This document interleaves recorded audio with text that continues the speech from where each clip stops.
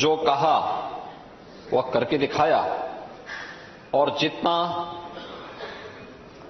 किया उतना ही जनता जनार्दन के सामने कहा भी।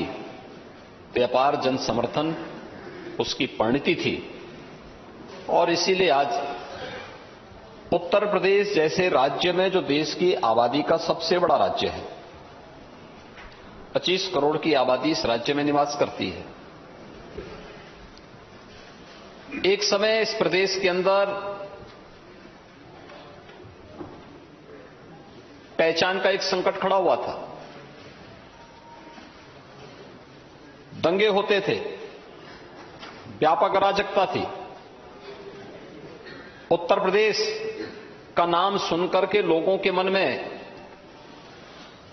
एक भयावह दृश्य पैदा होता था। लोग ये मानते थे उत्तर प्रदेश का मतलब लोगों के लिए एक ऐसा प्रदेश जो देश के विकास में सहयोगी बनने के बजाय बाधक था। बीमारू राज्य कहा जाता था। लोग ये मानते थे कि भारत इसलिए प्रगति नहीं कर पाएगा क्योंकि सबसे बड़ी आबादी के राज्य को उस प्रकार के नेतृत्व और उस प्रकार का कोई भी विजन वहां पर देखने को नहीं मिलता था। दंगे होते थे, वोट बैंक बना करके लोग एक दूसरे की भावनाओं के साथ जिस रूप में खिलवाड़ करते थे वो सबके सामने था। लेकिन विगत 5-5.5 वर्ष के दौरान प्रदेश के अंदर जो परिवर्तन हुआ है वो सबके सामने है। प्रदेश का परसेप्शन बदला है। प्रदेश के आम जनमानस के मन में एक नया विश्वास जागृत हुआ है और उस नए विश्वास के साथ हर तबके का व्यक्ति जाति, मत, मजहब, क्षेत्र, भाषा से ऊपर उठ करके, क्या गरीब हो, क्या किसान, क्या नौजवान, क्या महिलाएं, क्या युवा, समाज का हर तबका सरकार के विकास के विजन के साथ अपने आप को जोड़ करके न केवल गौरव की अनुभूति करता है बल्कि अपना सर्वश्रेष्ठ योगदान देने के लिए भी तत्पर दिखाई देता है। कोविड कालखंड इसका उदाहरण है। कोरोना कालखंड में लोगों को लगता था कि ये जो 40 लाख माइग्रेंट लेबर यूपी में आए हैं कहां जाएंगे, क्या होगा इनका। मैं कहता यूपी बहुत बड़ा है, यूपी में हमारे लिए बहुत चैलेंज नहीं है। वो यूपी के नागरिक हैं, हम यूपी में उनका स्वागत करेंगे और यूपी में उनको हर प्रकार की सुविधा देंगे। स्किल मैपिंग कराई गई और यहां पर पहले से ही किसी कालखंड में देश का सबसे बड़ा एमएसएमई का जो क्लस्टर मौजूद था, ऐसे 90 लाख यूनिट जो प्रदेश के अंदर मौजूद थे। 2018 में हम लोगों ने 1 डिस्ट्रिक्ट 1 प्रोडक्ट की अपनी योजना लागू की और आज उसका परिणाम हम सबके सामने है। हर एक व्यक्ति को उसके अनुरूप कार्य देने में हमें सफलता प्राप्त हुई। कोविड प्रबंधन का एक मॉडल प्रदेश ने देश के सामने और दुनिया के सामने प्रस्तुत करने में सफलता प्राप्त की। बेहतरीन कानून व्यवस्था की स्थिति के माध्यम से हम लोगों ने प्रदेश को कानून व्यवस्था का एक बेहतरीन मॉडल देश को देकर के उसको देश के सामने एक नजीर बनवाया। उत्तर प्रदेश राज्य दंगा मुक्त हो सकता है, यह उत्तर प्रदेश ने साबित किया और आज देश के अंदर कहीं भी हम जाते हैं लोग इस बात की चर्चा करते हैं। आज हर तबका इस बात को स्वीकार करता है। हर पर्व और त्योहार शांतिपूर्ण तरीके से मनाए जा रहे हैं। हर व्यक्ति अपने आप को सुरक्षित महसूस कर रहा है।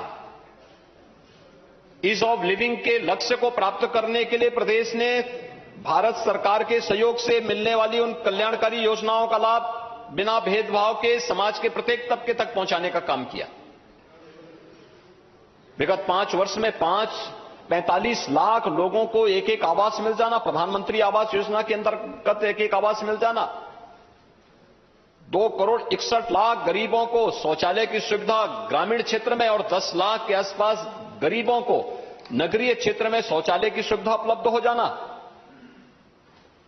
प्रदेश के अंदर 1,21,000 से अधिक मजदूरों में विद्युतीकरण का कार्य करने के साथ ही 1 करोड़ 43 लाख से अधिक गरीबों को फ्री में विद्युत के कनेक्शन मिल जाना, रसोई गैस के कनेक्शन 1 करोड़ 70 लाख परिवारों को निःशुल्क उपलब्ध हो जाना।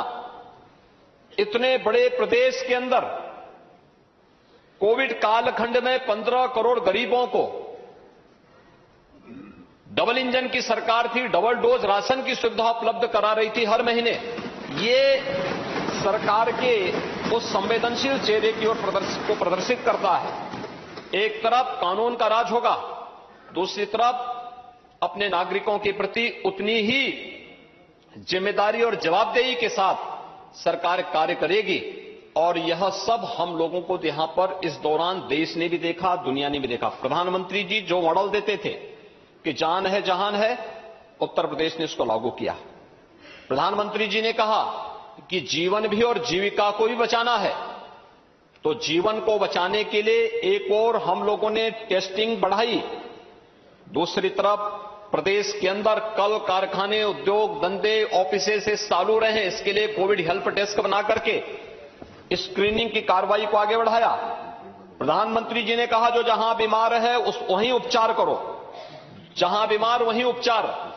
तो इसके लिए आंगनबाड़ी, आशा वर्कर, एएनएम, हेल्थ वर्कर्स, इन सबको लेकर के घर घर स्क्रीनिंग करने की कार्रवाई और उपचार की सुविधा उपलब्ध करवाई गई।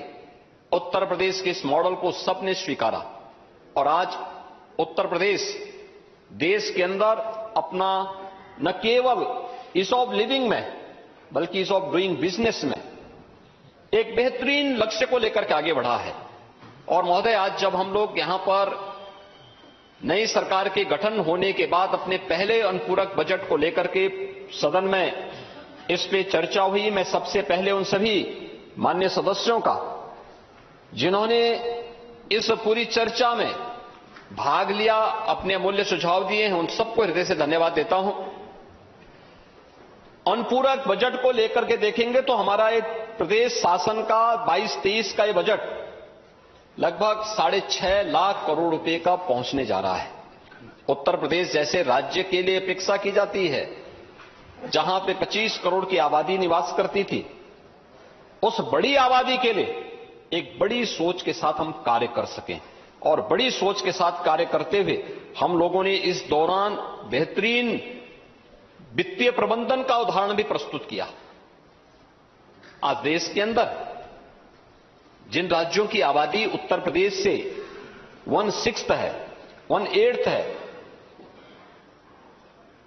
1/4 है,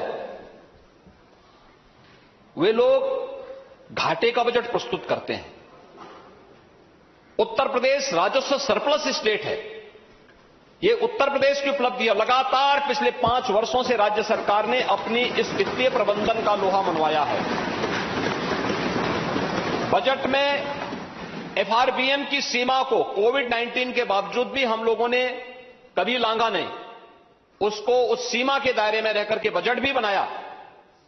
प्रदेश के अंदर न केवल लोक कल्याणकारी योजनाओं को बल्कि इंफ्रास्ट्रक्चर के बड़े बड़े कार्यों को भी लेकर के प्रदेश को एक नई गति देने का कार्य हुआ है। और उसी कार्यक्रम को लेकर के हमें आज जो अनुपूरक बजट प्रस्तुत करना पड़ा है, स्वाभाविक जिज्ञासा थे हमारे मित्रों की कि अभी बजट का पूरा पैसा खर्च नहीं हुआ, फिर अनुपूरक बजट की आवश्यकता क्यों पड़ी।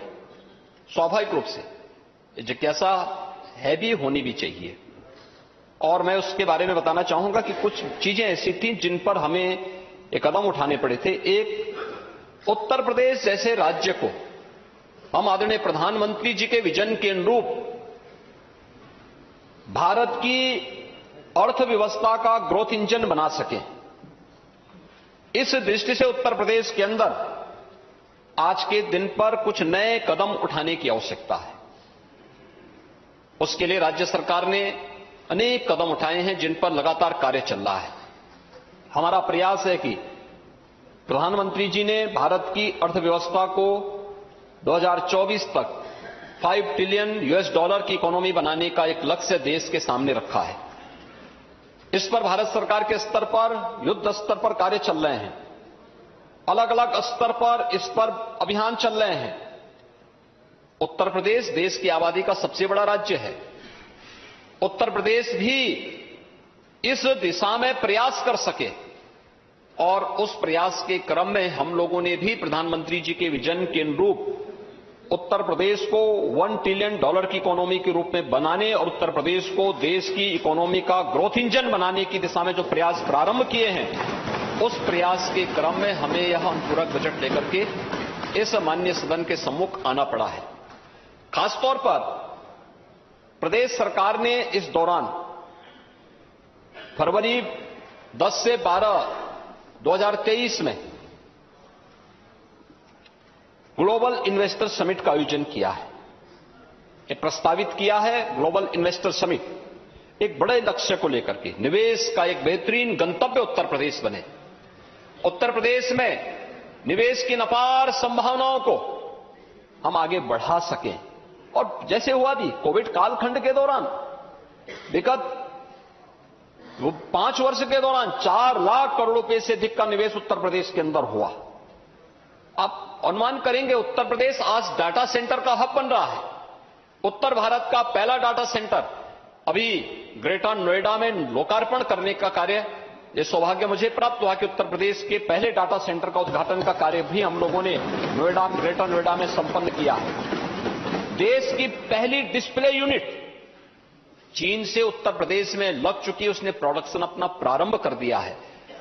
ऐसे अनेक आईटी और आईटीएमएस के अंतर्गत ढेर सारा निवेश हुआ और अलग अलग सेक्टर में ये निवेश की संभावनाएं आगे बढ़ी हैं। खासतौर पर मथुरा, अलीगढ़, आगरा, एटा, ये सभी क्षेत्रों के आसपास के हमारे माननीय जनप्रतिनिधिगण इस बात, फिरोजाबाद और उसके आसपास के जनप्रतिनिधि हमेशा इस बात को कहते थे कि आलू और मकई के उत्पादन का क्षेत्र है, कुछ यहां पे प्रोसेसिंग सेंटर लगने चाहिए। पेप्सिको का पहला सेंटर मथुरा के कोसी कला में स्थापित हो चुका, उसने प्रोडक्शन प्रारंभ कर दिया है। लाखों किसानों से आलू खरीदने की जिम्मेदारी और उसके माध्यम से प्रोसेसिंग के माध्यम से विभिन्न प्रोडक्ट बना करके उन्हें भारतीय बाजार में और दुनिया के बाजार में प्रस्तुत करने का कार्य वो कर रहा है। ऐसे ही अलग अलग सेक्टर में डिफेंस कॉरिडोर उत्तर प्रदेश की एक नई ब्रांड बनने जा रही है। उत्तर प्रदेश एमएसएमई का एक पहले से ही बेहतरीन क्लस्टर था, उपेक्षा के कारण मृतप्राय होता जा रहा था। हमने उसको तकनीक के साथ जोड़ा, हमने उससे एक ब्रांड दी, हमने उसको मार्केट दिया। आज परिणाम है वह फिर से आगे बढ़ रहा है। उत्तर प्रदेश एक्सपोर्ट का भी एक हब हो रहा है। ये एमएसएमई आज हमारे लिए एक बहुत बड़ी ताकत बन रही है अर्थव्यवस्था के लिए, और इस दिशा में जो प्रयास आज प्रारंभ हुए हैं उसमें वन डिस्ट्रिक्ट वन प्रोडक्ट के माध्यम से हम इसको आगे बढ़ा रहे हैं। इसने हमारे प्रदेश के एक्सपोर्ट को दुगने से अधिक किया है। जिस प्रदेश में 15-16 तक एक्सपोर्ट लगभग 50 से 55 हजार करोड़ रुपए था, आज उसी प्रदेश का अगर 21-22 का एक्सपोर्ट देखेंगे तो वह 1,56,000 करोड़ रुपए से अधिक का एक्सपोर्ट उत्तर प्रदेश से हुआ है। उत्तर प्रदेश की कनेक्टिविटी बेहतर हुई है। आज 6 एक्सप्रेसवे वाला देश का पहला राज्य उत्तर प्रदेश बन चुका है। उत्तर प्रदेश देश का सबसे अच्छा रेल नेटवर्क रखता है। Eastern and western dedicated freight corridor Uttar Pradesh से होकर के गुजरती है और इनका जंक्शन भी उत्तर प्रदेश के अंदर दादरी के पास पड़ता है, जो हमारे लिए लॉजिस्टिक हब का एक बेहतरीन केंद्र बनने जा रहा है, जिसमें राज्य सरकार ने निवेश की उन अनंत संभावनाओं को आगे बढ़ाया है, जो उत्तर प्रदेश के लॉजिस्टिक के एक महत्वपूर्ण हब के रूप में प्रस्तुत करेगा। उत्तर प्रदेश ने देश का पहला इनलैंड वाटरवे हल्दिया से वाराणसी के बीच में प्रारंभ कर दिया है और इनलैंड वाटरवे के माध्यम से पूर्वी बंदरगाह से जो राज्य लैंडलॉक्ड राज्य कहा जाता था, ये हमारी सबसे बड़ी कमी मानी जाती थी, उस राज्य को हम लोगों ने वाटरवे के साथ जोड़ करके ट्रांसपोर्टेशन की, एक्सपोर्ट की जो चैलेंज थे हमारे सामने, को दूर करने में भी एक बड़ी सफलता प्राप्त की और इसके विस्तार की दिशा में हम भारत सरकार के साथ मिलकर के इसको और विस्तार देना चाहते हैं। इस प्रकार मैं भी पिछले दिनों बलिया गया था। बलिया से मुझे वहां की सब्जी, वहां के अन्नदाता किसानों के द्वारा जो सब्जी उत्पादन की गई, उस सब्जी को वहां से एक्सपोर्ट करने के लिए इनलैंड वाटरवे का उपयोग करते हुए और सब्जी वहां से दूसरे देशों के लिए भेजी जा रही थी। यानी यह दिखता है कि अन्नदाता किसान उससे कितना लाभान्वित हो रहा है। लखनऊ का आम, प्रदेश के अन्य क्षेत्रों के अंदर जो अन्नदाता किसान या हमारे जो बागवान हैं, ये फल उत्पादन का कार्य कर रहे हैं, इन्हें इसका कितना लाभ प्राप्त होने जा रहा है, यह इस एक्सपोर्ट के माध्यम से, इनलैंड वाटरवे के माध्यम से हम लोग इसको देख सकते हैं।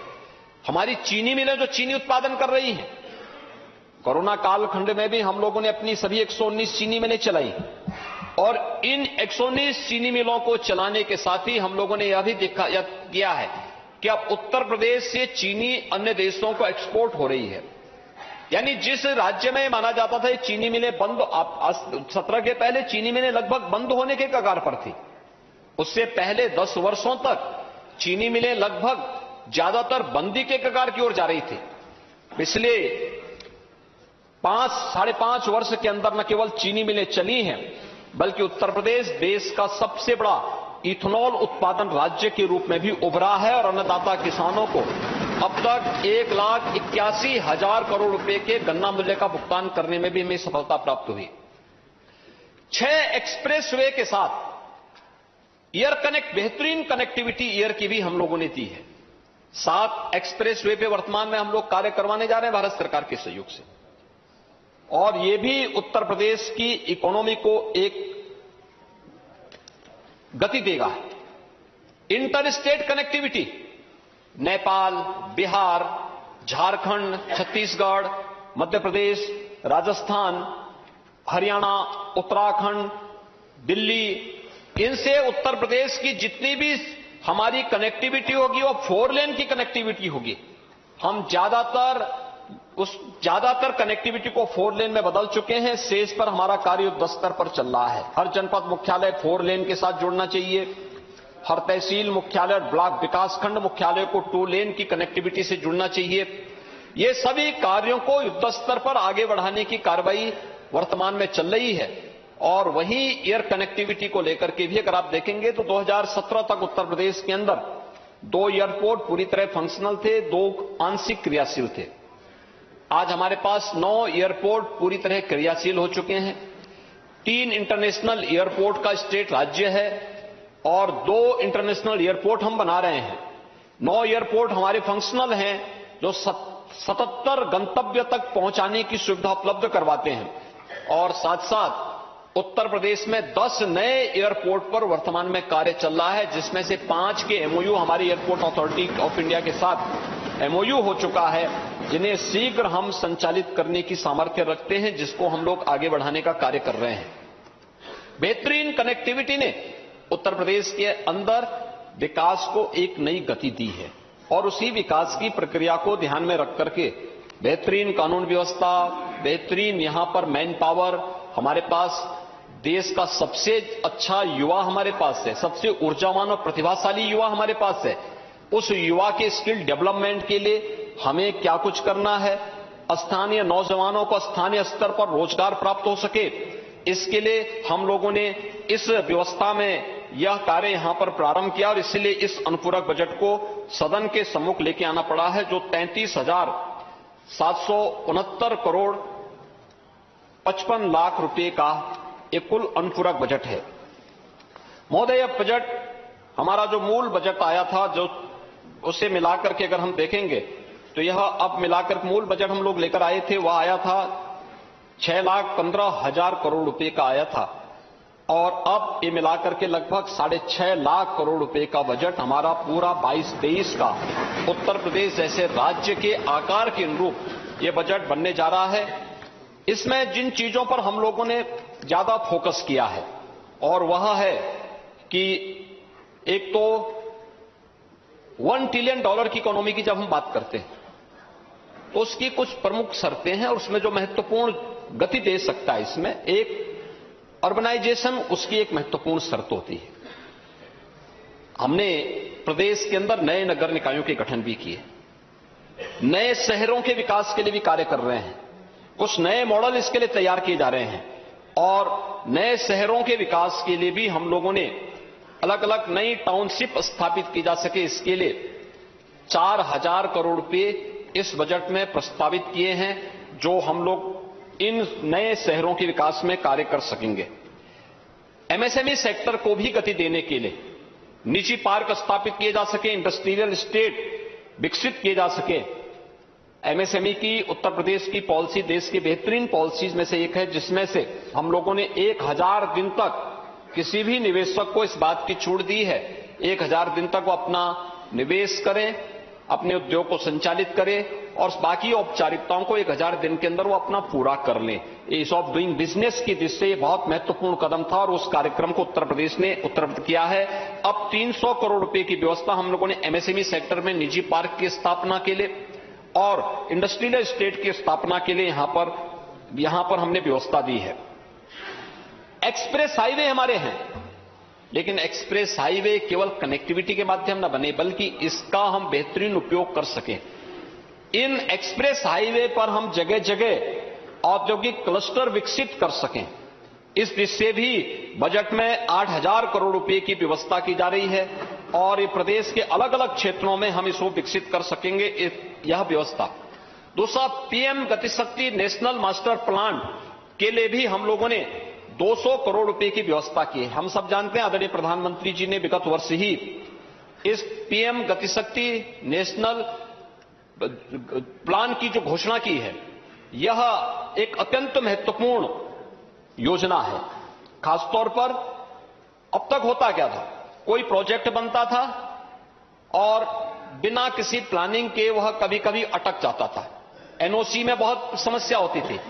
अब किसी भी प्रोजेक्ट को प्रारंभ करने के पहले आप पीएम गतिशक्ति नेशनल जो प्लान बना है उस प्लान के अंतर्गत उसको आप डालेंगे, अपने आप ही आपको पता लग जाए कि इसका अलाइनमेंट की मार्ग में कोई बैरियर तो नहीं है।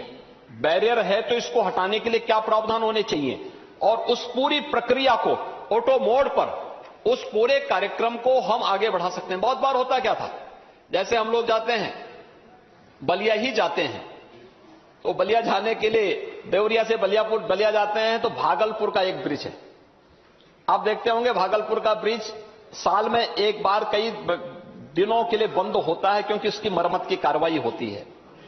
और मरम्मत कहां है, अक्सर होता था, अक्सर हम लोग देखते थे। प्लानिंग के समय कमी, अलाइनमेंट वहां पर या तो सॉइल टेस्ट में या फिर उसके अलाइनमेंट में कहीं ना कहीं उस समय कोई गलती थी जिसको समय रहते उसका समाधान नहीं हो पाया।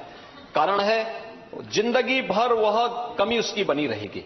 आज के दिन पर पीएम गतिशक्ति आपको इस प्रकार की सुविधा उपलब्ध कराने जा रहा है कि आपके सामने पहले से ही इस प्रकार के अलाइनमेंट को तय करने के लिए पूरा ऑप्शन होंगे कि आपको कहां पर इस परियोजना को लागू करना है जिससे आने वाले समय में इसका भरपूर लाभ लोगों को प्राप्त हो सके। और इसके लिए भी हम लोगों ने बजट में 200 करोड़ रुपए की व्यवस्था की है और साथ साथ अन्य सभी कार्यक्रमों को लेकर के भी ग्लोबल इन्वेस्टर समिट, उससे जुड़े हुए इंसेंटिव, उससे जुड़े हुए अन्य तमाम कार्यक्रमों के लिए भी हम लोगों ने इस व्यवस्था को यहां पर दी है।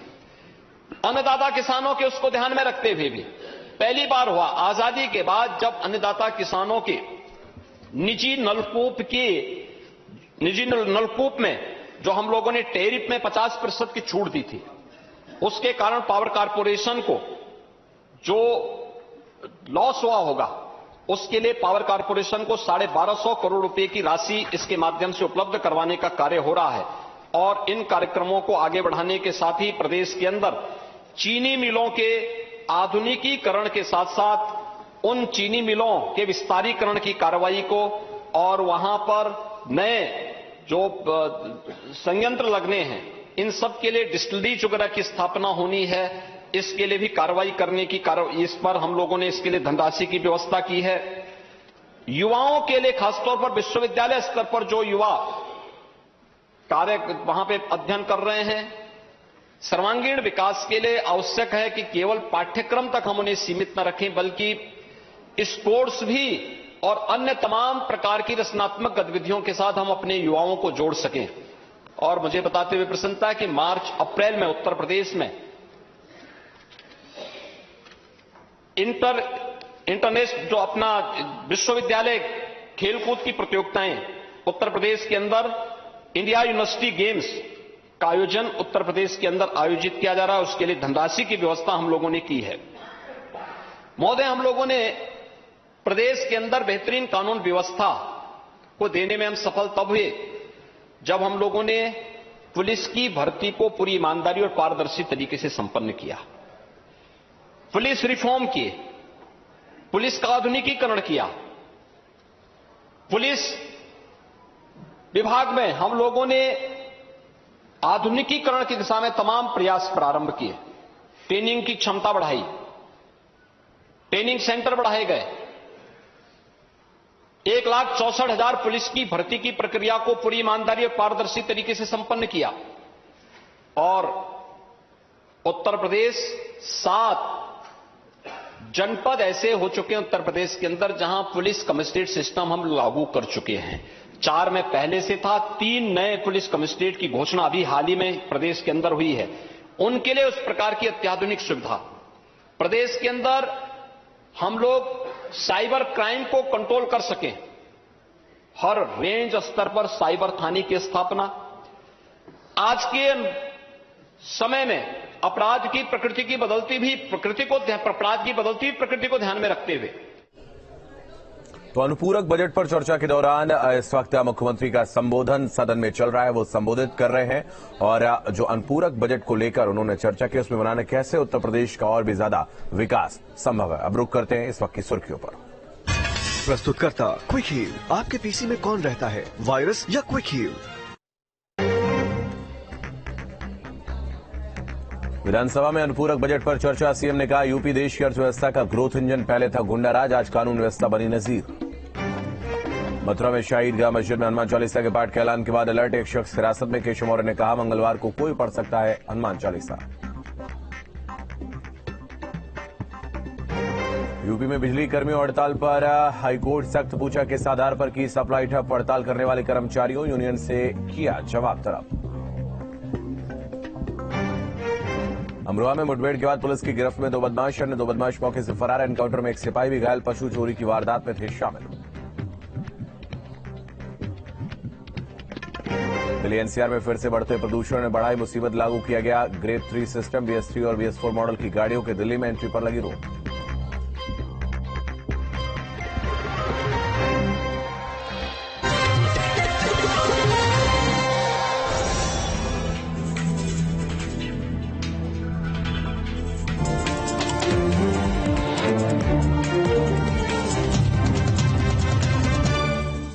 दो 2017 के पहले की स्थिति क्या थी? उत्तर प्रदेश के शहर गंदे दिखते थे, जहां देखो कूड़े का ढेर दिखता था, सड़कों पे सीवर और नालियों का पानी बहता था, अस्त व्यस्त जैसी व्यवस्था थी। आज उसको सुधारने की कार्रवाई हुई। स्मार्ट सिटी मिशन के अंतर्गत इंटीग्रेटेड ट्रैफिक मैनेजमेंट सिस्टम को हर स्मार्ट सिटी के अंदर लागू करने की कार्रवाई को आगे बढ़ाया गया। हम लोग 2019 के प्रयागराज कुंभ को करने में सफल हुए। उनमें से एक कारण था ICCC, integrated command and control centre, जिसके माध्यम से कुंभ की एक एक गतिविधि पर हम एक जगह से नजर रख सकते थे और फिर उसके अनुरूप वहां पर कदम उठा सकते थे। और आज ये कार्य हम लोगों ने सफलतापूर्वक प्रयागराज में एक मॉडल हमारा सफल हुआ, तो प्रयागराज के बाद हम लोगों ने अपने उन सभी 17 म्युनिसिपल कॉर्पोरेशन के अंदर न केवल ITMS को बनाया है, बल्कि अब ITMS को सेफ सिटी के साथ जोड़ने की कार्रवाई भी हो रही है। हमें आश्चर्य होता था 2016 में निर्भया कांड के बाद सुप्रीम कोर्ट के निर्देश पर भारत सरकार ने उस समय सेफ सिटी की परियोजना को तत्काल लागू करने के लिए कहा था, लेकिन आश्चर्य था कि उत्तर प्रदेश के अंदर 2017 तक कोई भी सेफ सिटी नहीं बन पाई थी, एक भी सिटी को सेफ सिटी में नहीं बदला गया था। आज हम 18 सिटी ऐसी हैं हमारी, गौतम बुद्ध नगर समेत हमारे 17 म्युनिसिपल कॉर्पोरेशन से जुड़े हुए जो 17 नगर निगम हैं, वह गाजियाबाद है, मेरठ है, सहारनपुर है, अलीगढ़ है, मुरादाबाद, बरेली, आगरा, कानपुर, लखनऊ, अयोध्या, गोरखपुर, वाराणसी, प्रयागराज, झांसी, इन सभी 18 को हम लोग न केवल आईटीएमएस के साथ जोड़ने के सामने तेजी के साथ आगे बढ़े हैं, बहुत सारी जगह कार्य पूरा हो चुका है, बल्कि स्मार्ट सिटी मिशन के अंतर्गत और न केवल स्मार्ट सिटी मिशन और गृह विभाग मिलकर उसको सेफ सिटी के साथ जोड़ने की कार्रवाई को भी आगे बढ़ा रहा है। हमारे 18 सिटी देश के अंदर उत्तर प्रदेश पहला राज्य होगा जिसके अगले कुछ समय के दौरान 18 सिटी ऐसी होंगी जो सेफ सिटी अपने आप को घोषित कर सकती है, और सेफ सिटी के अंदर न केवल अपराध कम होगा बल्कि ट्रैफिक की ऑटो मोड पर पूरी व्यवस्था चलती हुई दिखाई देगी और हर व्यक्ति उस व्यवस्था से संतुष्ट होगा। इस कार्रवाई को जहां पे हम लोगों ने लागू किया है उसके बेहतरीन परिणाम आए हैं, उसके लिए भी व्यवस्था यहां पर हम लोगों ने की है। और साथ साथ इसमें यह भारत के लिए गौरव की बात है कि आजादी के अमृत महोत्सव वर्ष में भारत उस ब्रिटेन को पछाड़ करके, जिस ब्रिटेन ने भारत में 200 वर्षों तक शासन किया था, उसे पछाड़ करके भारत दुनिया की 5वीं बड़ी अर्थव्यवस्था बना है। और साथ साथ अमृत महोत्सव वर्ष में भारत को G20 देशों का नेतृत्व प्राप्त हुआ है। भारत अगले एक वर्ष तक प्रधानमंत्री मोदी जी के नेतृत्व में G20 के देशों का नेतृत्व करेगा।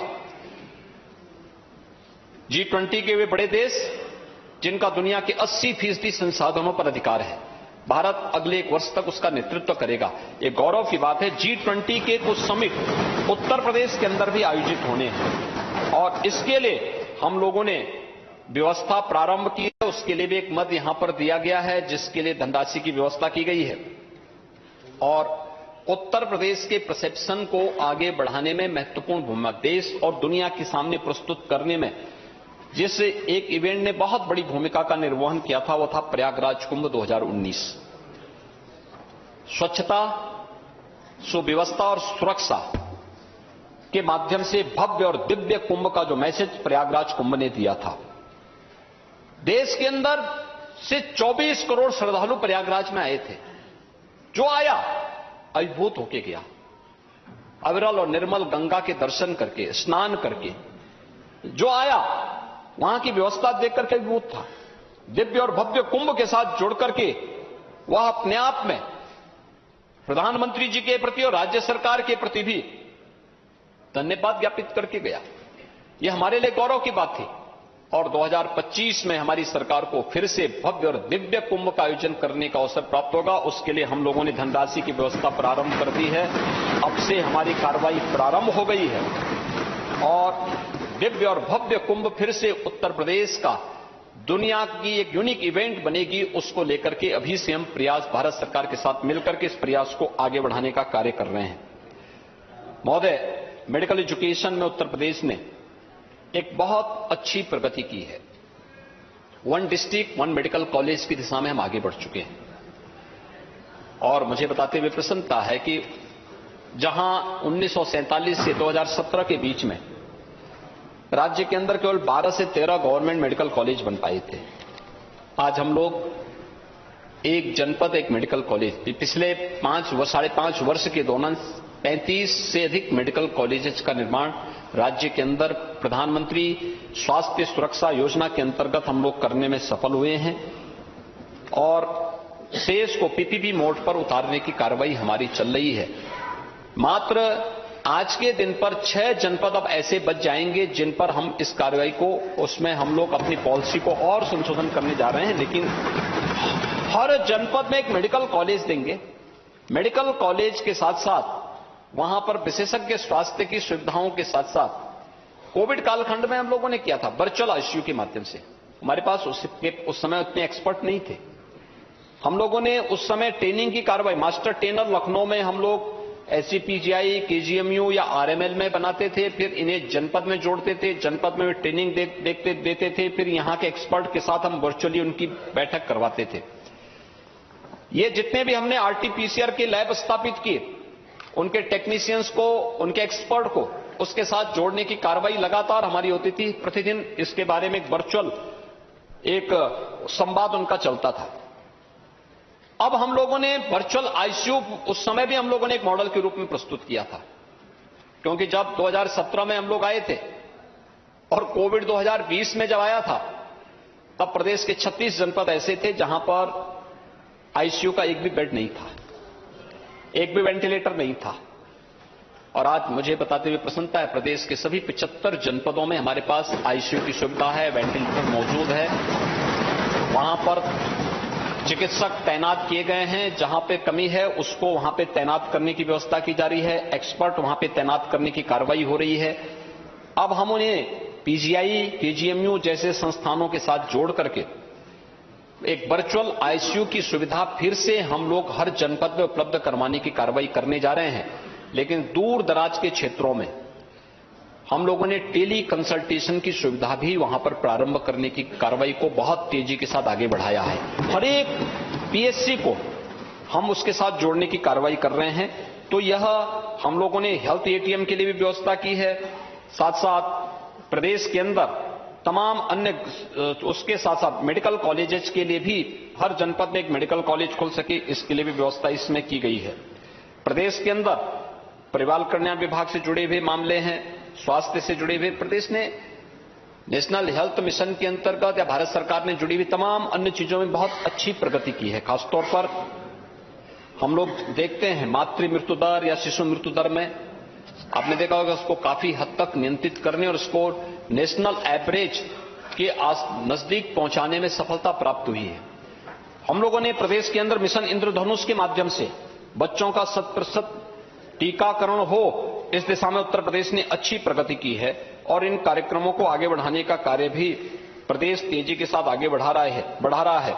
ये प्रदेश के अंदर तमाम अन्य जो कार्यक्रम प्रदेश ने इस दौरान किए हैं, इसमें खासतौर पर एक जो महत्वपूर्ण कार्य था उसमें था एस्पिरेशनल डिस्ट्रिक्ट में उत्तर प्रदेश की प्रगति। नीति आयोग ने 2018 में देश के अंदर 112 जनपद ऐसे चिन्हित किए थे जिन्होंने विकास की गति जिनकी पीछे रह गई थी। पूरे देश के अंदर शिक्षा, स्वास्थ्य, कृषि और जल संसाधन, रोजगार और स्किल डेवलपमेंट, ऐसे वित्तीय समावेशन जैसे 6 पैरामीटर तय किए थे, जिसमें ये सभी जनपद 112 जनपद पूरे देश भर के थे जो पिछड़े रह गए थे। इनमें से 8 जनपद यूपी के थे। यूपी के जो जनपद थे उनमें से सिद्धार्थनगर, बलरामपुर, श्रावस्ती, बहराइच, ये 4 जनपद नेपाल के से सटे हुए जनपद हैं। चंदौली, सोनभद्र, यह बिहार से की सीमा से जुड़े हुए जनपद हैं। चित्रकूट मध्य प्रदेश से की सीमा से जुड़ा हुआ है और फतेहपुर, ये 8 जनपद थे जो एस्पिरेशनल डिस्ट्रिक्ट थे और उत्तर प्रदेश की रैंकिंग बहुत पीछे थी। यानी सभी 8 जनपद जो 112 थे वह सभी 100 पायदान से ऊपर ही इनकी रैंकिंग थी। और मुझे बताते हुए प्रसन्नता है कि कोविड-19 के बावजूद पिछले 4-5 वर्षों के अंदर जो कार्य हुआ है, नीति आयोग का मार्गदर्शन हुआ, आदरणीय प्रधानमंत्री जी की समय समय पे गाइडेंस मिलती रही, आज परिणाम है कि देश के जब इनकी रैंकिंग अभी हाल ही में 21-22 की आई थी, तो देश के जो टॉप 10 डिस्ट्रिक्ट थे जिन्होंने बेहतरीन प्रगति की है, उन टॉप 10 में से 5 यूपी के थे। टॉप 20, 112 में टॉप 20 डिस्ट्रिक्ट में उत्तर प्रदेश के सभी 8 के 8 जनपद टॉप 20 में थे। और उसी से प्रेरित होकर के हम लोगों ने उन विकास खंडों को चिन्हित किया है जो इन 6 पैरामीटर पर, नीति आयोग के इन 6 पैरामीटर पर अभी भी पिछड़े हैं। उन 100 विकास खंडों को विकास की गति के साथ हम जोड़ सकें, एस्पिरेशनल विकास खंडों को चिन्हित करने और वहां पर फिर हम विकास को एक गति दे सकें, इस पर एक कार्य प्रारंभ हुआ है और उसके लिए भी धनराशि की व्यवस्था यहां पर की है, जिसमें हम लोगों ने हर एक विकास खंड में एक सीएम फेलोशिप भी वहां पर तैयार किया है, जो वहां पर जाकर के कार्य कर रहा है, उसकी मॉनिटरिंग हो रही है, एक एक कार्य को वहां पर आगे बढ़ाने की कार्रवाई हो रही है। शिक्षा के क्षेत्र में, स्वास्थ्य के क्षेत्र में, कृषि और जल संसाधन के क्षेत्र में, स्किल डेवलपमेंट और एम्प्लॉयमेंट के क्षेत्र में, फाइनेंशियल इंक्लूजन के फील्ड में क्या कुछ होना है, इन्हीं सब क्षेत्रों को ध्यान में रखते हुए ये कार्य वहां पे प्रारंभ हुए हैं, तो उसके लिए भी धनराशि की व्यवस्था यहां पर की गई है। सुशासन की महत्वपूर्ण शर्त समय पे न्याय भी होता है और त्वरित न्याय भी होता है। उत्तर प्रदेश के अंदर 10 जनपद ऐसे थे जिनके पास अब तक अपनी डिस्ट्रिक्ट कोर्ट नहीं थी, वे किराए के भवन में जैसे तैसे चल रहे थे। उन 10 जनपदों में न्यायिक प्रक्रिया से जुड़े हुए सभी कार्यक्रमों को हम इंटीग्रेटेड भवन बना करके उसी के साथ जोड़ करके उन कार्यक्रमों को आगे बढ़ा सकें, इसके लिए 400 करोड़ रुपए की व्यवस्था इस सप्लीमेंट्री डिमांड में हम लोगों ने अलग से की है, जिससे उन सभी 10 जनपदों में एक साथ डिस्ट्रिक्ट कोर्ट की स्थापना हो सके और तुरंत और सरल और सुलभ न्याय की व्यवस्था वहां पर लोगों को दे सकें, आम जन को दे सकें, इसके लिए भी ये व्यवस्था यहां पर की जा रही है। परिवहन निगम ने बेहतरीन काम किया था कोविड लॉकडाउन के दौरान। उन 40 लाख प्रवासी कामगार और श्रमिकों को उनके गंतव्य, उनके घरों तक पहुंचाने में न केवल उत्तर प्रदेश के बल्कि 60 लाख प्रवासी कामगार और श्रमिक अन्य राज्यों के भी थे, बिहार, झारखंड, छत्तीसगढ़, वेस्ट बंगाल, उड़ीसा और अन्य राज्यों के भी थे। उन सबको हम लोग उत्तर प्रदेश की सीमा पे और जहां पे राज्य सरकारें हमसे अनुरोध करती थी वहां पर हम प्रयास करते थे कि उत्तर प्रदेश की सीमा के नजदीक जो उस राज्य से जुड़े हुए कोई महत्वपूर्ण केंद्र होता था वहां तक पहुंचाने का कार्य करते थे, क्योंकि एक मानवता की सेवा थी। और परिवहन निगम ने उस समय बेहतरीन कार्य किया था। आज परिवहन निगम इस दिशा में अच्छा काम कर रहा है, तो उस दिशा में 1000 नई बसें वहां खरीदी जा सके, इसके लिए उन्हें हम लोग ये व्यवस्था दे रहे हैं और ये कार्य यहां पर एक व्यवस्था की जा रही है। इसके अलावा प्रदेश, अभी भारत सरकार ने जो अपनी एक नई पॉलिसी लाई है कि पुराने जो वाहन हैं उन्हें स्क्रैप करने, उसकी पॉलिसी भी उत्तर प्रदेश के अंदर लाई जा चुकी है। और मैं चाहूंगा कि जितने पुराने ऐसे वाहन हैं जो अपनी आयु पूरी कर चुके हैं, जो अब पॉल्यूशन का काम कर रहे हैं और जो सुरक्षा में खतरा पैदा कर सकते हैं या खतरा पैदा करते हैं, उन सभी को हमें स्क्रैप करवाना चाहिए। इसके लिए राज्य सरकार ने परिवहन विभाग के माध्यम से अपनी कार्रवाई को आगे बढ़ाया है।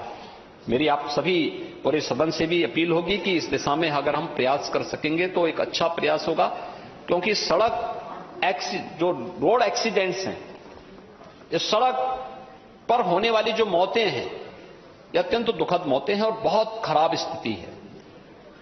कोविड कालखंड में दुनिया की सबसे बड़ी महामारी के दौरान हम देखते हैं 2023 से यानी 2020 से लेकर के 2022 तक अब तक प्रदेश में इतनी बड़ी प्रदेश यानी 25 करोड़ की आबादी में 23,631 मौतें कोविड-19 से हुई।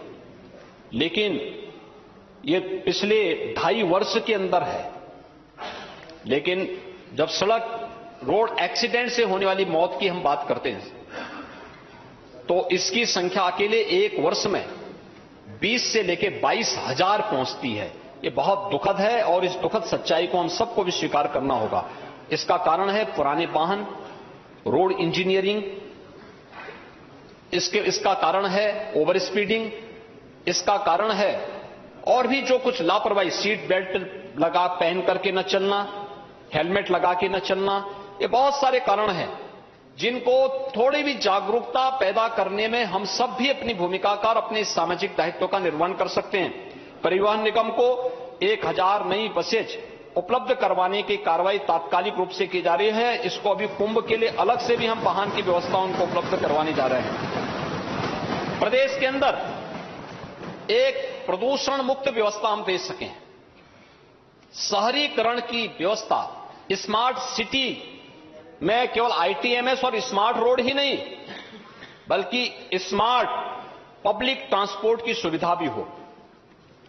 उत्तर प्रदेश आज 5 सिटी के अंदर मेट्रो का संचालन कर रहा है और आगरा में हमारा तेजी के साथ एक कार्य गतिमान है। वाराणसी के अंदर रोपवे की कार्रवाई को युद्ध स्तर पर हम आगे बढ़ाने जा रहे हैं, लेकिन इलेक्ट्रिक बसेज की व्यवस्था भी हर सिटी के अंदर चले।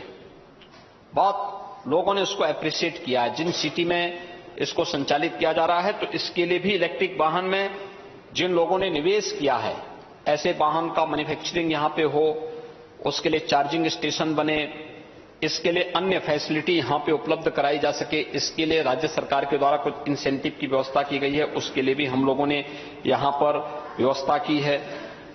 आईसीडीएस और आंगनबाड़ी केंद्रों के बारे में, उनके अपग्रेडेशन के बारे में भी यहां पर सरकार ने इस सप्लीमेंट्री डिमांड्स में इसकी व्यवस्था की है। सड़कों से जुड़े हुए और पीडब्ल्यूडी से जुड़े हुए कार्यों को भी इसके साथ जोड़ा गया है और प्रदेश ने साथ साथ इसमें लखनऊ को प्रदेश की राजधानी होने के साथ साथ लखनऊ में कुछ अच्छे कार्य और हो सके, एक नाइट सफारी की घोषणा उत्तर प्रदेश के अंदर की थी। उसके लिए धनराशि की व्यवस्था हम लोग इस बजट में करने जा रहे हैं कि लखनऊ में कुकरेल में नाइट सफारी हो सके और उत्तर प्रदेश की राजधानी लखनऊ पर्यटन की दृष्टि से बेहतरीन गंतव्य के रूप में उभर सके। इसके लिए नाइट सफारी के साथ साथ यहां पर अन्य सुविधाओं को भी हम आगे बढ़ा सकेंगे। इस पर तेजी के साथ कार्य हो रहा है। उत्तर प्रदेश का नौजवान हमारे इंस्टीट्यूशन इंडस्ट्री के साथ जुड़ सके, इसके लिए उस प्रकार की स्किल डेवलपमेंट के सेंटर खोलना। टाटा टेक्नोलॉजीज के साथ हम लोगों ने एमओयू किया है, इस पर भी हम लोग लगभग एक बड़ी धनराशि खर्च करने जा रहे हैं, जिसमें उत्तर प्रदेश के अंदर हम लोग इस कार्य को आगे बढ़ा सकें। 273 करोड़ रुपए की व्यवस्था इस मद में उपलब्ध कराई जा रही है, जिससे स्किल डेवलपमेंट के बेहतरीन सेंटर हमारे आईटीआई बन सकें। आज के दौर के ट्रेड उस पर हम दे सकें, लोगों को इसके साथ जोड़ सकें, विकास की इस प्रक्रिया के साथ हम आगे बढ़ सकें। इस प्रक्रिया के साथ जोड़ने की कार्रवाई हो रही है। बेसिक और माध्यमिक शिक्षा के बारे में, बच्चों के बारे में अच्छी शिक्षा उन्हें दी जा सकती, तकनीक का उपयोग उसमें कैसे किया जा सकता है, इसके माध्यम से इन कार्यक्रमों को आगे बढ़ाने के लिए और साथ साथ माध्यमिक में नकल विहीन परीक्षा संपन्न करना इस सरकार की सर्वोच्च प्राथमिकता है। उत्तर प्रदेश के युवा को कहीं पे हाथ फैलाने की नौबत ना आने पाए, इसके लिए उत्तर प्रदेश के नौजवानों के जीवन के साथ खिलवाड़ करने की छूट किसी को नहीं देंगे और इस दृष्टि से राज्य सरकार ने इस व्यवस्था, इसके लिए सर्विलांस और ट्रैकिंग, जीपीएस ट्रैकिंग, परीक्षा केंद्रों के सर्विलांस और उसके निगरानी तथा नकल विहीन परीक्षा के लिए भी सीसीटीवी कैमरे आदि की व्यवस्था के लिए भी हम लोग यहां पर व्यवस्था करने जा रहे हैं। श्रमिकों के बच्चों के साथ ही कोविड कालखंड के दौरान जो बच्चे निराश्रित हुए थे, उन बच्चों के लिए हर कमिश्नरी में हम एक अटल आवासीय विद्यालय की स्थापना करने जा रहे हैं और हमारा प्रयास है कि मार्च अप्रैल में सभी 18 हमारे मार्च से जून के बीच में सभी 18 विद्यालय संचालित हों। ये सभी आवासीय विद्यालय हैं। इन सभी आवासीय विद्यालयों को अत्याधुनिक सुविधा से युक्त करने के साथ ही वहां पे उनकी लॉजिंग, उनकी फूडिंग और अत्याधुनिक शिक्षा के साथ साथ स्पोर्ट्स, स्किल डेवलपमेंट और हर प्रकार की गतिविधियों के साथ उन्हें जोड़ने की कार्रवाई के साथ हम करने जा रहे हैं। ये अटल आवासीय विद्यालय के लिए भी अतिरिक्त धनराशि की जो आवश्यकता पड़ी है, उसके लिए व्यवस्था हम यहां पे करने जा रहे हैं। दिव्यांगजन सशक्तिकरण और पिछड़ा वर्ग कल्याण से जुड़ी हुई कुछ योजनाओं के लिए भी इसमें व्यवस्था की जा रही है। जो अपने दिव्यांगजन हैं, खासतौर पर दृष्टिबाधित हैं, मूक बधिर हैं, शारीरिक रूप से दिव्यांगजन हैं, इनके लिए भी सरकार ने पहले ही इनकी पेंशन की राशि 2017 में आए थे 300 रुपए इनको मासिक पेंशन मिलती थी। अब हम लोगों ने इनकी पेंशन की राशि को 12,000 रुपए सालाना किया है। 1,000 रुपए हर महीने इन दिव्यांगजनों को इस सुविधा प्राप्त होगी। कुष्ठ रोगियों को प्रतिमाह मिलने वाली पेंशन की राशि में भी बढ़ोतरी की गई है और यह कार्य यहां पर किया जा रहा है। साथ साथ महोदय, इस सप्लीमेंट्री डिमांड्स में जो अन्य प्रावधान किए गए हैं, खासतौर पर मां विंध्यवासिनी का धाम, वहां पर एक बेहतरीन कॉरिडोर को, काशी विश्वनाथ कॉरिडोर की स्थापना हुई। तो काशी विश्वनाथ धाम में आपने देखा होगा, पहले वर्ष में, पूरे वर्ष भर में लगभग 1 करोड़ श्रद्धालु वहां आ पाते थे। और काशी विश्वनाथ धाम बनने के बाद इस वर्ष सावन के महीने में, 1 महीने में ही 1 करोड़ से अधिक श्रद्धालु काशी में आया था। जब कोई पर्यटक या टूरिस्ट आता है कहीं भी, किसी भी ऐसे महत्वपूर्ण स्थल पर, तो अपने साथ ढेर सारे रोजगार का सृजन करता है। गाइड के लिए कार्य मिलता है, टैक्सी ड्राइवर के लिए कार्य मिलता है, होटल और रेस्टोरेंट में कार्य मिलता है, आसपास के मार्केट में भी एक बूम आती है, हर एक व्यक्ति जुड़ता है, एक इकोसिस्टम बनता है अपने आप में। और वह वहां पर काशी में देखने को मिला है। हमारे पास इस प्रकार के स्पिरिचुअल टूरिज्म के लिए उत्तर प्रदेश देश के अंदर सबसे रिच है, सबसे धनी है। हम इसका बेहतरीन उपयोग कर सकते हैं। प्रयागराज कुंभ है, अयोध्या है, अयोध्या में भगवान राम के भव्य मंदिर निर्माण के बाद जो स्थिति आने वाली है, काशी में काशी विश्वनाथ धाम का है, मथुरा वृंदावन के विकास की दिशा में जो प्रयास प्रारंभ हुए हैं। अभी मैं अयोध्या गया था, 30,000 करोड़ रुपए के प्रोजेक्ट डबल इंजन की सरकार अकेले अयोध्या के अंदर वर्तमान के वहां के इंफ्रास्ट्रक्चर पर खर्च करने जा रही है। लगभग 25 से 30,000 करोड़ रुपए का इंफ्रास्ट्रक्चर मथुरा, वृंदावन, बरसाना और उसके आसपास के क्षेत्र के विकास के लिए डबल इंजन की सरकार खर्च कर रही है। ऐसे ही काशी के लिए, प्रयागराज के लिए, अन्य सभी जगहों के लिए कार्य हम लोग तेजी के साथ आगे बढ़ाने जा रहे हैं। और काशी और प्रयागराज के बीच में मां विंध्यवासिनी का धाम एक पवित्र शक्तिपीठ के रूप में है। और वहां पे मां विंध्यवासिनी धाम में जो त्रिकोण है, जो त्रिकोणीय क्षेत्र है, जिसमें मां विंध्यवासिनी मंदिर है, मां अष्टभुजा मंदिर है, मां काली खो मंदिर, इसके परिक्रमा पथ और वहां पर अन्य जन सुविधाओं के विकास के लिए भी धनराशि की व्यवस्था के साथ ही वहां के व्यवस्थित विकास को आगे बढ़ाया जा सके। और महोदय, लखनऊ से सटे हुए नैमिषारण्य, भारत का पूरा वैदिक ज्ञान की धरोहर को जहां पर हमारे ऋषि मुनियों ने लिखा था, उसको एक लिपिबद्ध किया था, वो नैमिषारण्य है। नैमिषारण्य, उसका महात्म्य, लेकिन उसकी जितनी उपेक्षा हुई, वहां पर इस वैदिक ज्ञान की परंपरा को हम व्यवस्थित तरीके से आगे बढ़ा सकें, इसके लिए वहां पर राज्य सरकार के स्तर पर अब एक कार्रवाई प्रारंभ हुई है। एक वेद विज्ञान केंद्र की स्थापना कर सकें और इस पर हम व्यापक शोध को आगे बढ़ा सकें। और उसके लिए पर्यटन विकास की भी एक बड़ी योजना को हम राज्य सरकार के स्तर पर भी और भारत सरकार का स्वदेश दर्शन योजना के अंतर्गत भी नैमिषारण्य के व्यवस्थित विकास के कार्यक्रम को आगे बढ़ाने की कार्रवाई को हम उसको आगे बढ़ा चुके हैं। और बहुत शीघ्र लखनऊ से नैमिषारण्य के बीच में हम लोग हेलीकॉप्टर की सुविधा भी देने जा रहे हैं कि कोई भी व्यक्ति आसानी से वहां जा सके। हेलीपैड की व्यवस्था, हेलीपोर्ट की व्यवस्था, ये सभी कार्रवाई को वहां पर आगे बढ़ाने की कार्रवाई नैमिषारण्य की दृष्टि से भी हम लोग करने जा रहे हैं। प्रदेश के अंदर आजादी के अमृत महोत्सव के कार्यक्रम के साथ ही प्रदेश के अंदर जो अन्य कार्य प्रारंभ हो रहे हैं, जिसमें उत्तर प्रदेश इस दिशा से बहुत धनी है कि यहां पे कलाकारों की भी एक बहुत अच्छी टीम है, एक विरासत है। इसमें वाराणसी, लखनऊ, कैराना, ये बहुत सारे ऐसे घराने थे जिन लोगों ने कला के क्षेत्र में उत्तर प्रदेश को एक पहचान दिलाई। अलग अलग जगह इस प्रकार की व्यवस्थाएं थी, लेकिन हर एक जगह एक विधा को लेकर के लोग चले थे। लेकिन आजमगढ़ में हरिहरपुर एक ऐसी जगह है जहां पर कला की तीनों प्रकार की विधा है, गायन, वादन और नृत्य।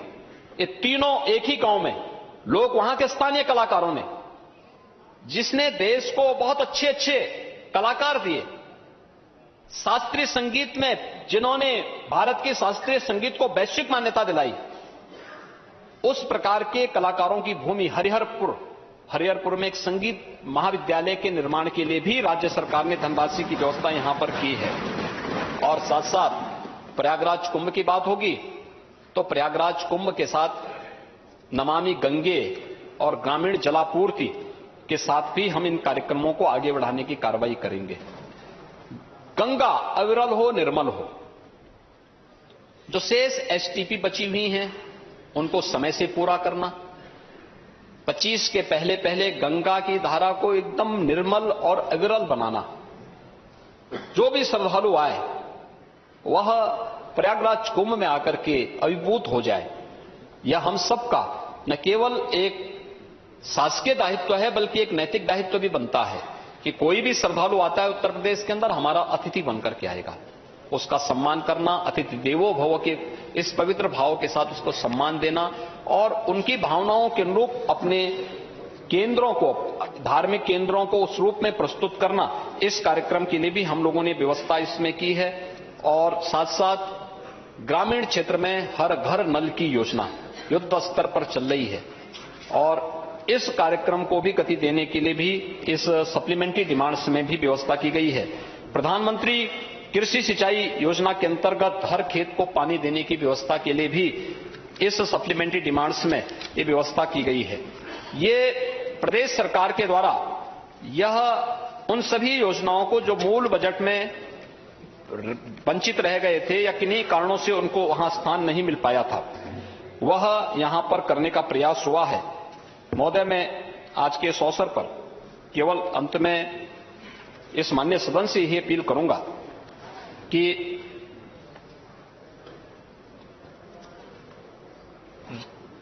भारतीय जनता पार्टी की केंद्र और राज्य सरकारें अपने विकास, लोक कल्याण के विजन को पूरी ईमानदारी और प्रतिबद्धता के साथ आगे बढ़ा रही है। बिना भेदभाव के सबका साथ, सबके विकास, सबके विश्वास और सबके प्रयास से इन योजनाओं को आगे बढ़ाने पर विश्वास भी रखती है, समाज के हर तबके को जोड़ने की। और इसलिए योजनाओं में कोई भेदभाव नहीं, विकास सबका, योजनाओं का लाभ भी सबको और पूरी ईमानदारी के साथ। कोई व्यक्ति ये नहीं कह सकता कि मेरी जाति, मेरा मत, मेरा मजहब देख करके शासन की योजनाओं का लाभ दिया गया हो। किसी भी फील्ड में हम जाकर के देखेंगे तो उन कार्यक्रमों को वहां उसको उसी रूप में आगे बढ़ाने का कार्य हुआ है। और ये इसलिए संभव हुआ है क्योंकि हम लोग इस बात को मानते हैं और इसके बारे में हम लोग हमेशा उन सभी भावनाओं का सम्मान करते हैं। लेकिन जो लोग आज भी शासन की मंशा और शासन की कार्य पद्धति पर टिप्पणी करते हैं, मुझे उनसे केवल एक उस पाश्चात्य दार्शनिक की इन पंक्तियों से उनका मैं ध्यान आकर्षित करना चाहूंगा जिसमें उन्होंने कहा था कि यानी इन सबको समझने के लिए हमें प्रयास करना पड़ेगा। और उसके लिए उन्होंने बहुत अच्छी टिप्पणी की थी कि शक्ति देना तो आसान है पर बुद्धि देना कठिन कार्य है। और मुझे लगता है कि हमारे सभी मित्रगण इन सभी बातों को, खासतौर पर विपक्ष में बैठे हुए मित्रगण, इन सब बातों को समझने का प्रयास करेंगे। सरकार पूरी ईमानदारी के साथ इन कार्यक्रमों को कर रही है। मेरी पूरे सदन से एक अपील होगी कि उत्तर प्रदेश का इन्वेस्टर समिट होने जा रहा है फरवरी माह में, और इन्वेस्टर समिट के बाद ही मुझे लगता है कि बजट सेशन उसके बाद ही हो भी पाएगा। हम सबका दायित्व बनता है कम से कम अपनी विधानसभा के लिए शासन ने जो 25 सेक्टर चिन्हित किए हैं उस 25 सेक्टर में हम निवेश की इन संभावनाओं को आगे बढ़ाने में अपना योगदान दे सकते हैं। और बहुत अच्छा इसमें आपकी स्वयं की छवि भी इसमें बनेगी और आपको भी इस 25 सेक्टर से जुड़े हुए जो महत्वपूर्ण कार्य होंगे, जिसमें हम लोगों ने डिफेंस था, एरोस्पेस का, इलेक्ट्रॉनिक्स, विनिर्माण नीति, नागरिक उड्डयन की नीति, एमआरओ नीति, इलेक्ट्रिक व्हीकल की जो हमारी पॉलिसी है, वेयर हाउसिंग और लॉजिस्टिक नीति, फार्मा की नीति, आईटी, डाटा सेंटर, सौर ऊर्जा, कृषि एक्सपोर्ट की, खाद्य प्रसंस्करण, स्टार्टअप, बायो एनर्जी, हैंडलूम और वस्त्र नीति, पर्यटन नीति, हमारी इंटीग्रेटेड टाउनशिप की पॉलिसी है, फिल्म नीति है, एमएसएमई की नीति है, यानी इन सभी को लेकर के अगर आप देखेंगे औद्योगिक विकास और रोजगार से संबंधित नीति, ये 25 अलग अलग सेक्टर से जुड़ी हुई पॉलिसी के अंतर्गत एक पर्याप्त लैंड बैंक बना करके हम लोग निवेश को आकर्षित कर रहे हैं। दुनिया इस निवेश की तरफ देख रही है और दुनिया यहां पे निवेश करने के लिए उतावली दिखाई दे रही है।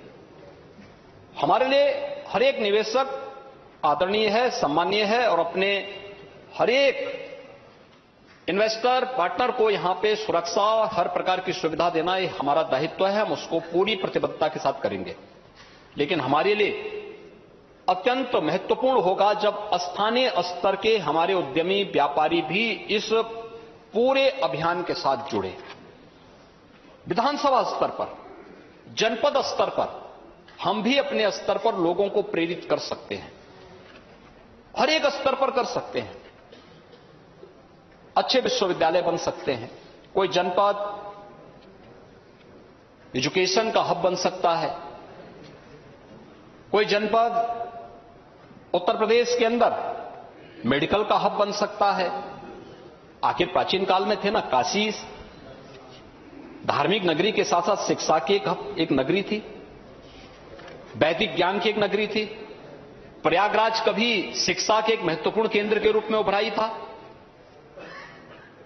ऐसे ही हम लोग अलग अलग जनपदों में अलग अलग केंद्र भी बना सकते हैं और जनपद में अलग अलग सेक्टर को भी हम आगे बढ़ा सकते हैं। राज्य सरकार इसमें भरपूर मदद करेगी। हम थोड़ा भी प्रयास करेंगे, स्थानीय उद्यमियों को, स्थानीय व्यापारियों को इस दिशा में प्रयास करवा करके किसी भी सेक्टर में वहां निवेश करना चाहेगा, सरकार इन सबको उनके साथ जोड़ने के लिए तत्पर है। और सरकार के द्वारा जो लेट लफीती होती थी, हम लोगों ने निवेश मित्र पोर्टल के माध्यम से निवेश की हर प्रक्रिया को एक सिंगल विंडो सिस्टम के साथ जोड़ा है। निवेश मित्र पोर्टल के माध्यम से 300 देश का सबसे बड़ा निवेश मित्र का यह पोर्टल है, जिसमें 340 से अधिक सेवाओं को हम उसके माध्यम से दे सकते हैं। जिन लोगों के द्वारा हमारे साथ एमओयू होगा, उसको भी निवेश सारथी के माध्यम से हम लोग मॉनिटरिंग कर रहे हैं और उसकी एक एक कार्रवाई की मॉनिटरिंग करना और कहां पे अटका हुआ, अगर किसी स्तर पर वो अटका हुआ है तो उसकी मॉनिटरिंग करने के साथ साथ उसकी जवाबदेही भी तय करना और साथ साथ जिन्होंने निवेश कर लिया है वह समय से उनका इंसेंटिव उन्हें मिल सके, इसके लिए भी हम लोगों ने यहां पर एक पूरी व्यवस्था, एक पोर्टल उस रूप में विकसित करते हुए इस व्यवस्था को आगे बढ़ाने का कार्य किया है। और मैं यहां पर सभी माननीय जनप्रतिनिधियों से इस बारे में अपील करूंगा कि वे लोग भी अगर थोड़ा रुचि ले लेंगे अपनी विधानसभा स्तर पर, अपने जनपद में, अपने क्षेत्र में या प्रदेश के अंदर कहीं भी कोई निवेशक वे भी आना चाहेंगे, हम उन सब का भी स्वागत करेंगे। इसी विश्वास के साथ ये सप्लीमेंट्री डिमांड्स पर माननीय सदस्यों ने 10 माननीय सदस्यों ने अपने विचारों को रखा। उनके महत्वपूर्ण सुझाव ये सदन में आए हैं। हमारे वित्त मंत्री उन सबको उसके साथ जोड़ते हुए यहां पर उस कार्यक्रम को आगे बढ़ाएंगे। मैं इस माननीय सदन से अपील करूंगा कि प्रदेश के विकास के लिए और प्रदेश के अंदर प्रदेश की पहचान को देश और दुनिया के अंदर प्रस्तुत करने के लिए ये सप्लीमेंट्री डिमांड्स अत्यंत महत्वपूर्ण है और इसको हम लोग सर्वानुमति से पास कर पाएंगे तो एक अच्छा संदेश जाएगा। अध्यक्ष जी, आपने मुझे इस सप्लीमेंट्री डिमांड पर बोलने का मौका दिया है। मैं आपका हृदय से एक बार फिर से धन्यवाद ज्ञापित करता हूं।